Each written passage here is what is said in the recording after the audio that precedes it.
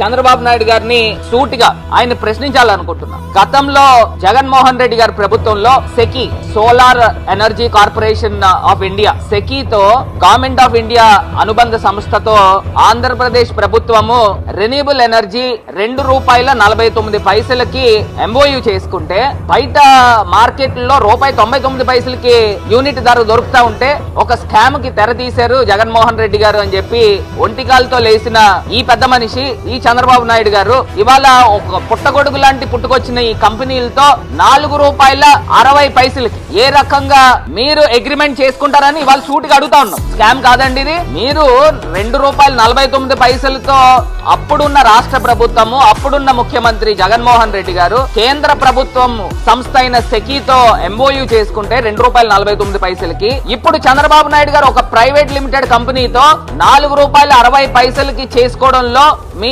అంతరార్థం ఏంటి అని అడుగుతా ఉన్నా. అంటే ప్రజల సొమ్ముతో మరి ఏ బేసిస్ లో వీరు చేస్తారనండి? అసలు బుద్ధున్నోడు ఎవడైనా చేస్తాడా? ఒకటే క్వశ్చన్. దీని దగ్గర మీకు సమాధానం ఉంటే మీరు మాట్లాడండి.